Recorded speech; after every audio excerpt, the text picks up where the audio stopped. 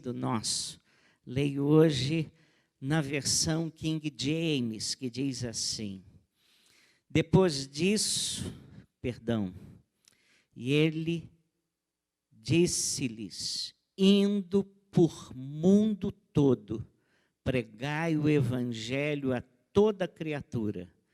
Quem crer e for batizado será salvo, mas quem não crer será condenado. Que Deus abençoe a sua palavra. Irmãos, o evangelho, ele é muito simples. Ele é direto. Será que alguém tem alguma dificuldade para entender esse texto aqui? Eu creio que não.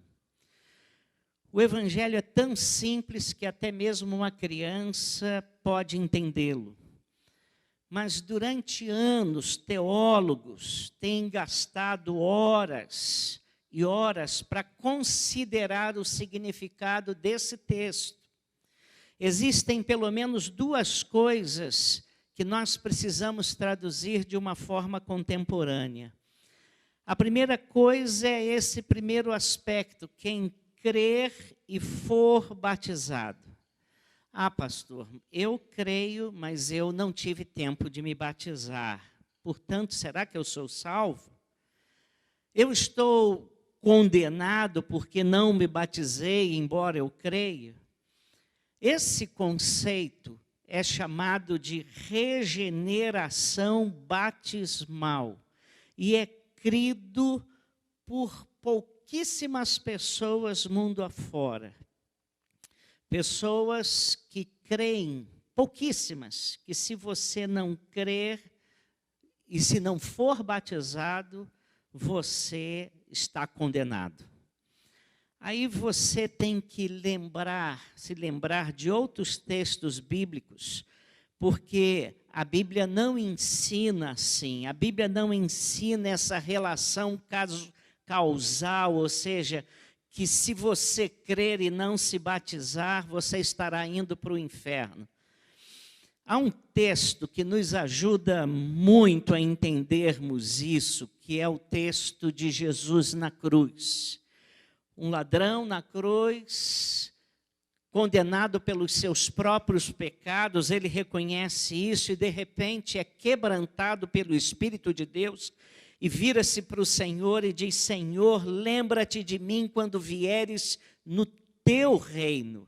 E Jesus vira-se para ele e diz: hoje mesmo estarás comigo no paraíso. Jesus é bem claro, porque você creu, hoje mesmo estará comigo no paraíso. Um pastor estava num jantar de casais e o casal estava frequentando aquela igreja e a mulher estava com seu esposo que ainda não fora batizado e o marido então ao lado dela perguntou: pastor, é necessário batismo para a salvação? E o pastor disse: não, necessariamente não. E ele virou para a esposa e disse: não te falei? Só que o pastor prosseguiu e disse assim: eu só fico me perguntando por que uma pessoa que ama tanto Jesus e se diz seguidora dele, e se diz discípula de Jesus Cristo, não obedece uma ordenança tão clara como essa. O que está por detrás de uma pessoa e detrás dessa dificuldade da pessoa não querer se batizar? Se você se reconhece como discípulo de Jesus Cristo, qual é então o seu problema de se batizar? Você acha que não é muito sério recusar um mandamento, uma ordenança clara das Escrituras Sagradas? E aí a esposa virou-se para o marido e falou: não tenho te falado? Conheço um irmão que entregou a sua vida a Jesus e começou a desenvolver uma vida devocional. Todos os dias ele parava para orar e ter um momento de estudo da palavra devocionalmente. E ele começou a levar muito a sério o estudo da palavra de Deus, só que ele não se batizava. E ele disse que um dia ele estava lendo e deparou com um texto que dizia assim: Jesus foi ao Rio Jordão para ser batizado por João Batista. E ele disse que naquele dia ele caiu em si. E ao mesmo tempo ele disse o seguinte: rapaz, que presunção a minha. Jesus, o meu Senhor, vai lá para o Jordão para ser batizado e eu não quero me batizar.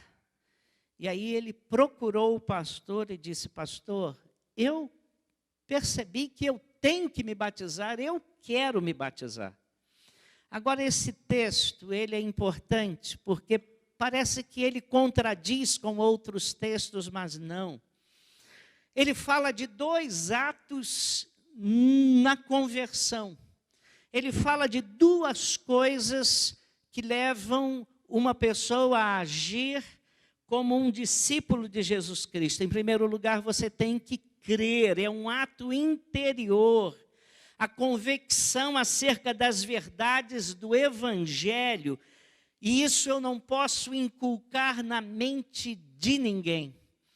Eu me lembro missionário, com os meus filhos crescendo, e eu querendo que eles entregassem a vida a Jesus Cristo. Falei de Cristo muitas e muitas vezes ao pé da cama, na hora de dormir, como minha mãe fez comigo. Eles faziam na cama decisão comigo, e eu falava de batismo, e eles não falavam: eu quero me batizar. E eu também não queria forçá-lo, eu queria que nascesse do coração deles. E aquilo foi crescendo, e diante de Deus eu orando, porque eu queria que os meus filhos assumissem uma fé pública, mas eu não podia incutir, é obra do Espírito Santo no coração deles. A conversão é obra do Senhor, obra do Espírito Santo, o Espírito Santo que nos convence do pecado, da justiça e do juízo. Eu sei que esse, muitas vezes, é o drama que vivem muitos pastores, são usados por Deus para a conversão de muitas pessoas, e às vezes veem os seus filhos patinando na fé. E é absolutamente uma obra do Espírito Santo, conversão é obra dele. Quando o Espírito traz isso à mente e ao coração da pessoa, que ela se reconhece pecadora, necessitada da graça de Deus e clama a Jesus para ser Salvador. Eu não posso fazer nada, eu posso falar, eu posso orar, eu posso interceder, você também. Mas o apóstolo Paulo, ele nos ajuda a entendermos essa palavra de Jesus: quem crer e for batizado será salvo. Ele nos ajuda a entender isso em Romanos 10, versículo 9. Romanos 10, versículo 9, também um texto conhecido, ele diz assim: se em teu coração creres que Deus ressuscitou de entre os mortos, e com a tua boca confessares a Jesus como Senhor, serás salvo.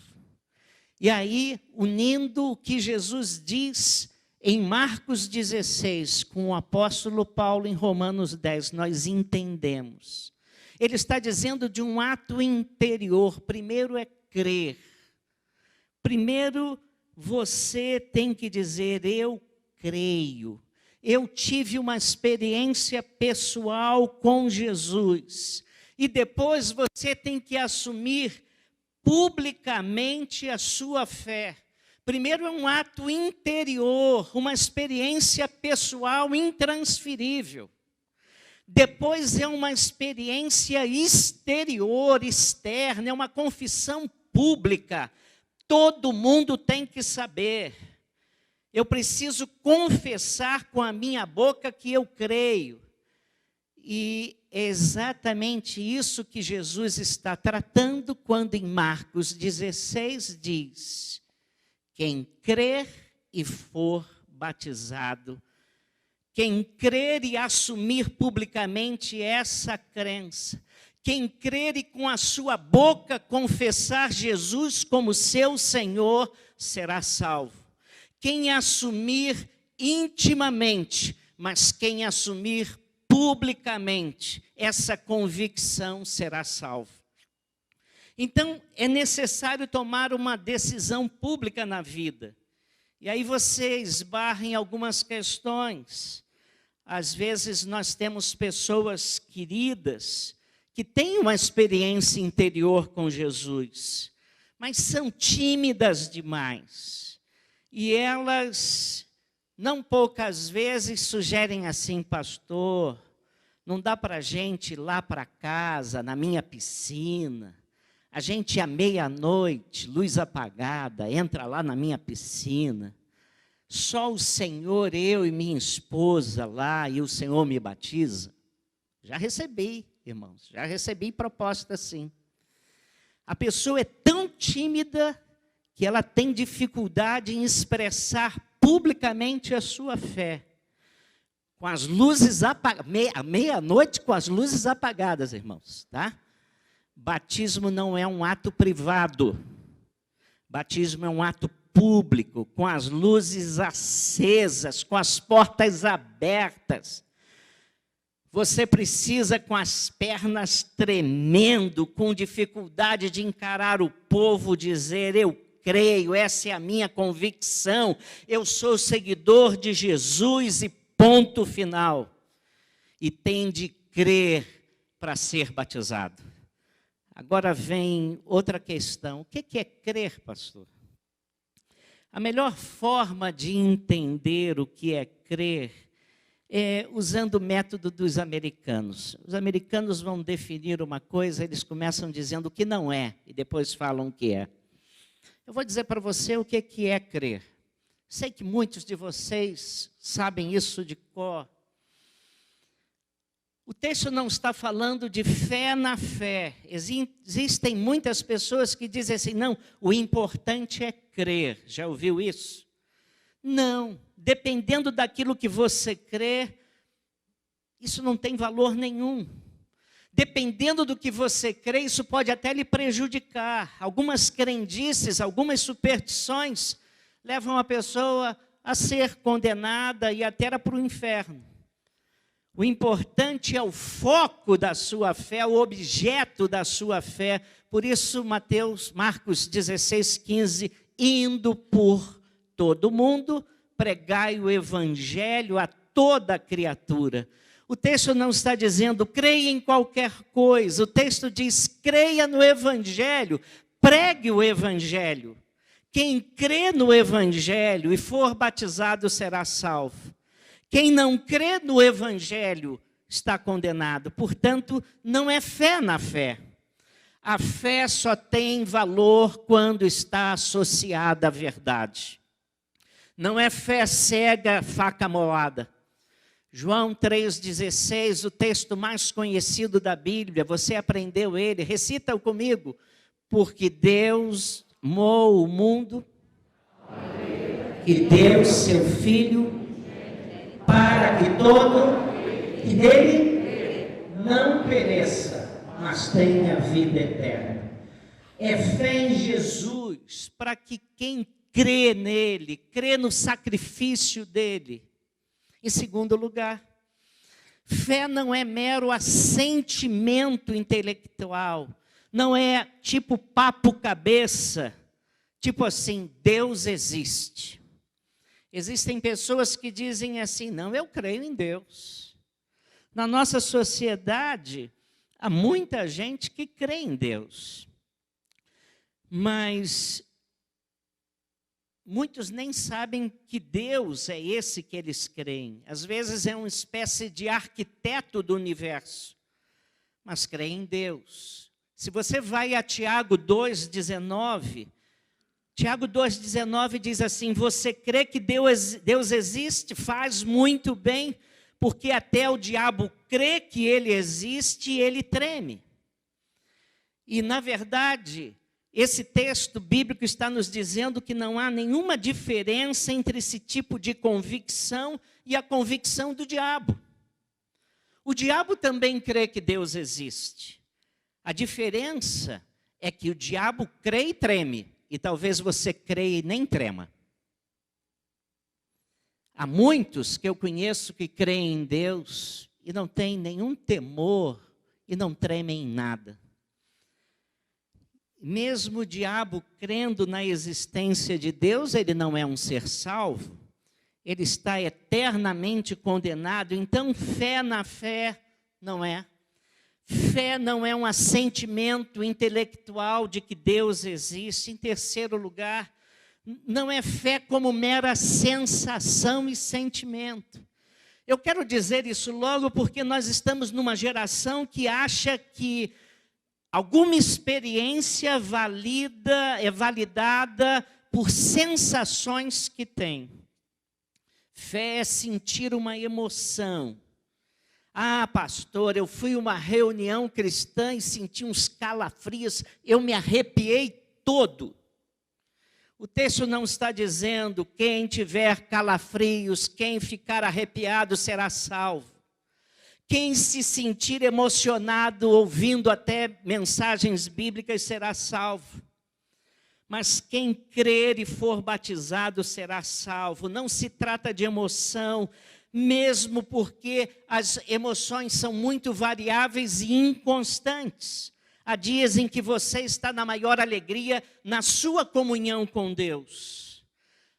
Há dias que você está bastante eufórico nas suas orações. Há dias em que ler a Bíblia é um prazer extraordinário. Há épocas em que você está mais frio. Parece que nem mais crê tanto até que em Deus. Fé não é um sentimento, embora sentimento possa fazer parte desse conjunto de valores que nós chamamos de fé.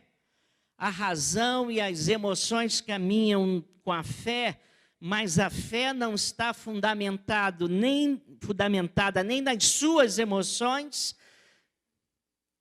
nem nos seus sentimentos, mas na convicção de que Deus fez algo por você em Cristo. Então, fé não é mero assentimento intelectual, porque nós estamos dizendo que temos uma geração que diz, eu sinto. Ah, pastor, eu tenho sentido a presença de Deus, tenho sentido a presença de Deus aqui. Uma vez um rapazinho estava todo animado porque havia ido a uma reunião onde o pastor ungido soprava e as pessoas caíam. O pastor jogava o paletó e as pessoas caíam em massa. E o rapaz disse, pastor, eu caí no Espírito. E há muita gente assim, cai no Espírito, sente calafrios. E a coisa não muda nada, porque a vida deles não muda em nada. Eu vejo que as pessoas que transitam por essas coisas sobrenaturais por aí, muitas delas continuam do mesmo jeito. Eu estou pouco me importando se você cair no Espírito. Eu quero ver se você se levantando vai ser uma nova criatura, com um novo caráter, com uma nova maneira de ser, amando a Jesus, servindo a Jesus. É isso que é importante. E não é essa fé que Jesus Cristo está falando aqui. Tem mais, muitas pessoas, e talvez algumas que estejam aqui, já tenham chorado diante de Deus, mas continuam perdidas. Muitos já sentiram calafrios em reuniões de conteúdo emocional, mas estão indo para o inferno. Muitos choraram em acampamento ao redor da fogueira. Fizeram várias declarações de amor, mas ainda não são de Jesus e não são verdadeiros discípulos de Jesus Cristo. Não é uma experiência emocional.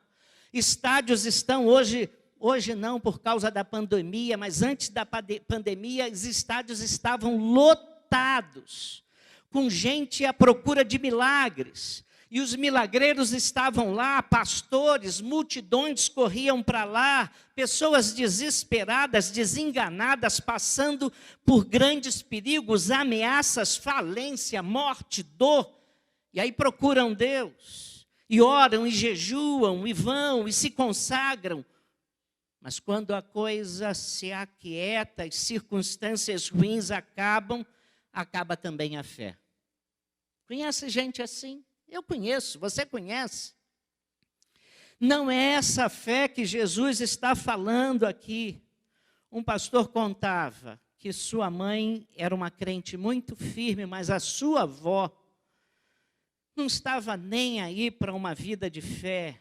E um dia sua avó, já idosa, sofreu um AVC e o caso dela era muito grave. E a mãe dele, do pastor, preocupadíssima com a situação daquela avó, preocupado com a sua alma. E então foi lá no hospital, preocupada, e disse: mãe, eu tenho falado tanto de Jesus para a senhora precisa se arrepender dos seus pecados, a senhora não pode morrer desse jeito, a senhora não pode ir para a eternidade desse jeito, a senhora não pode sair desse mundo sem a sua salvação. E aí a avó daquele pastor, resignada, disse: minha filha, se não tem jeito mesmo, né? Isso que você quer, né? Eu vou fazer isso aí. E a gente via, dizia o pastor, que minha avó não estava nem aí para esse negócio. Mas se isso vai resolver o seu problema, minha filha, eu tenho que fazer uma decisão, eu faço. Não é esse tipo de fé. Mas que fé que Jesus está falando, irmãos? Ele está falando aqui na fé evangélica. Inclui duas coisas radicais. Primeiro, você precisa parar de confiar em você. Primeiro, você precisa parar de confiar nas suas virtudes, na sua moral, na sua bondade para ser salvo. Se você se acha bom demais, você já está condenado. Porque você não crê no Evangelho, você crê em você. Você não crê na justiça de Jesus Cristo, você crê na sua própria justiça. Você não crê naquilo que Jesus fez por você, mas crê naquilo que você faz por você. Você é a pessoa que acha que Deus deve estar muito impressionado com a sua ética, com a sua bondade. E que Deus deve estar encantado com a sua vida, porque quão maravilhosa você é. Há um método de evangelização, evangelismo explosivo, e uma pergunta é: se você morresse hoje, chegasse ao céu, e Deus olhasse para você e dissesse: olha, aqui está o meu céu, um lugar de bênçãos, aqui não entra choro, pecado, pranto, aqui é bem-aventurança eterna. Mas por que eu devo deixar você entrar no meu céu? O que você acha que diria? Esse método foi um método elaborado por um pastor presbiteriano chamado James Kennedy. E, segundo eu li, 80% dos membros das igrejas evangélicas na América do Norte dizem: 80% dos membros dizem: eu nunca matei, eu nunca roubei, eu não faço mal para os outros, eu gosto de fazer o bem, eu sou uma pessoa que procuro cativar os outros. E aí a Bíblia diz que se você tem essa convicção, já está condenado. É isso que a Bíblia diz. Pastor, o senhor está sendo tão duro hoje. Eu não estou sendo tão duro, eu estou dizendo para você o que o Evangelho diz. Todos pecaram e destituídos, afastados, separados estamos da glória de Deus. A Bíblia diz que Deus diz assim: não há quem faça o bem, não há um único sequer. A Bíblia diz que todas as obras de justiça nossa são como um trapo imundo aos olhos de Deus. Alguns acham que são tão especiais que vão chegar ao céu e Deus vai lhe dizer: rapaz, que pessoa maravilhosa. E Deus vai estender um tapete vermelho dizendo: há quanto tempo eu estou esperando por você. Você é fantástico. Irmãos, o Evangelho começa com isso, com a convicção da minha maldade, com a minha convicção de pecaminosidade. Todos nós pecamos, carecemos, necessitamos da misericórdia de Deus. Aqui está uma igreja cheia de pecadores, inclusive, começar comigo, eu. Todos nós necessitados e carecidos da graça e da misericórdia de Deus. Esse é o primeiro ponto do Evangelho. E se você não sabe disso, você nem conhece o Evangelho ainda. Talvez seja membro da igreja. Em segundo lugar, a segunda coisa que você tem que fazer é desistir dos seus méritos e colocar toda a sua confiança na obra e nos méritos de Jesus para a sua salvação. Pastor, eu descobri que eu não dou conta de me salvar. Eu descobri que o que Cristo estava fazendo lá naquela cruz, eu me arrependi dos meus pecados, eu entreguei minha vida a Ele, eu me voltei para Jesus, e a minha confiança está que Jesus já pagou pelos meus pecados, e com isso Ele me justificou dos meus pecados diante do Pai. O Evangelho significa que Deus se encarnou, se fez homem em Cristo Jesus. Viveu aqui uma vida bonita, santa, mas foi voluntariamente para aquela cruz, aquele lugar de desonra, e ali tomou o meu lugar naquele dia, pois o castigo que nos traz a paz estava sobre ele, pelas suas pisaduras nós fomos sarados. Ele me comprou da escravidão do pecado, me tirou de lá, e agora a minha confiança inteira está na obra daquilo que Ele fez por mim no Calvário. Eu não confio mais em mim, isso é Evangelho. E é por isso que esse texto bíblico não é difícil de entender. Quem crer e for batizado será salvo. Você sabe que hoje está na moda não crer nem no céu, nem no inferno, né? Eu vejo às vezes pastores badalados nas redes sociais que fazem às vezes declarações. Eu não creio no inferno, já ouvi. Gente que é badalada aqui, por muita gente aqui, eu não creio no inferno, eu não creio no céu. Você sabe que é meio demodê um pastor chegar aqui no púlpito e falar para vocês em céu e inferno, né? Eu devo parecer assim um ancião de dias, porque ando falando nessa coisa medieval, né? Eu me lembro que Rod Bell, que é um pastor incluído na lista dos mais influentes do mundo, pela revista Forbes, fez uma entrevista em 2012 nas páginas amarelas de Veja. 2012. E ele disse em determinado momento da entrevista: eu não creio nem no céu, nem no inferno. Pregador da moda. Eu estou numa dúvida danada, irmãos, porque Jesus falou em céu 145 vezes e no inferno 42 vezes.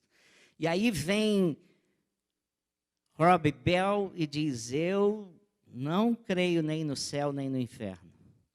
Eu fico numa dúvida, irmãos. Eu queria que os irmãos percebessem a minha ironia e fico com medo de os irmãos não perceberem. Eu fico numa dúvida se creio em Rob Bell ou se creio em Jesus. Porque se Rob Bell está certo, Jesus está errado. E aí você entra numa crise, né? Você pode ficar com o pregador da moda. Eu fico com Jesus. Quando a gente lê esse texto de Marcos 16, quem não crê será condenado, parece que a gente quase não para pensar nas implicações eternas de se rejeitar o Evangelho. Eu vejo pessoas que ouvem o Evangelho anos e anos, anos a fio. Será que ainda não entenderam o Evangelho? Que o Evangelho é simples, é direto. Quem crer e for batizado, quem tiver uma experiência pessoal, interior, e quem publicamente confessar com a sua boca que Jesus é o Senhor, será salvo. Irmãos, então nós temos que tomar decisões claras. Porque você pode não gostar do que eu estou dizendo, que quem não crer já está condenado. Mas é isso que o Evangelho diz. Então nós temos que tomar decisões claras. A primeira é essa: eu preciso uma vez por todas deixar de me enganar. Eu preciso tomar uma decisão em relação a Jesus. E a segunda coisa que eu preciso fazer, eu preciso me render. O problema desse texto não é interpretação, não é um problema hermenêutico. O problema desse texto é o que eu vou fazer com essas palavras de Jesus. O humorista Mark Twain, ele dizia assim: o meu problema com a Bíblia não é o que eu entendo, que eu não entendo. Não é o que eu não entendo, o meu problema com a Bíblia é o que eu entendo. Como é que eu vou responder ao Evangelho?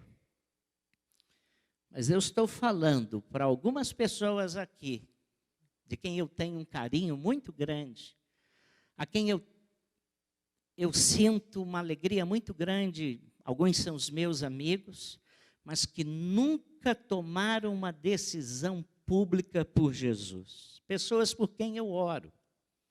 Pessoas que uma das maiores alegrias do meu ministério eram vê-las convertidas a Jesus, declarando publicamente que já tiveram uma experiência e são do Senhor. São pessoas queridas, amadas, gosto de abraçá-las, mas nunca assumiram um compromisso com Jesus. E esse texto simples e direto, ele diz que é possível, que você precisa dar uma resposta. Você precisa dizer: eu creio, eu entendi o que Cristo fez por mim, e agora, rendido aos seus pés, eu me entrego. Porque esse texto está dizendo que a porta da salvação hoje ainda está aberta. E hoje é tempo oportuno. Se você ainda não tomou essa decisão de submeter o seu projeto de vida, os seus sonhos a Jesus Cristo, é hora de uma tomada de decisão. Por onde você tem andado? O que você vai fazer depois de ouvir isso? Você está achando que isso aqui é igual à entrevista de Rob Bell à revista Veja? Ou você está entendendo que Jesus, o Filho de Deus, está lhe advertindo das graves consequências da sua omissão? Por isso, meus queridos irmãos, eu queria terminar essa mensagem lendo de novo essas palavras de Jesus. Marcos 16, 15 e 16. E ele disse-lhes: indo por mundo todo, pregai o evangelho a toda criatura. Quem crer e for batizado será salvo, mas quem não crer será condenado. Hoje é o dia aceitável. Hoje é o dia da salvação. Baixa sua cabeça aí, por favor. Deus, nessa manhã, Tu colocaste no meu coração trazer essas palavras tão simples, desse evangelho simples que até uma criança entende. E eu quero nessa manhã, mais uma vez, interceder por pessoas tão queridas, que já entenderam o que Jesus ensinou, mas que precisam ser persuadidas pelo Teu Espírito, de que hoje é o dia aceitável para a sua salvação. E que precisam crer, precisam se arrepender, precisam confessar Jesus como Senhor, precisam desistir da sua bondade, dos seus méritos, das suas virtudes, e precisam ser justificadas diante de Deus pela obra do Calvário. Ó Deus, faz uma obra que eu não consigo fazer. O teu Espírito veio nos convencer do pecado, da tua justiça e do juízo anunciado. Que nessa manhã o teu Espírito atue de tal maneira que persuada pessoas queridas aqui a se curvarem diante de Jesus, declarando o Senhor de suas vidas, dizendo: eu creio, eu confesso Jesus, meu Salvador, eu quero ser batizado. Ó Deus, que seja assim, para a tua própria glória. Em nome de Jesus oramos. Amém.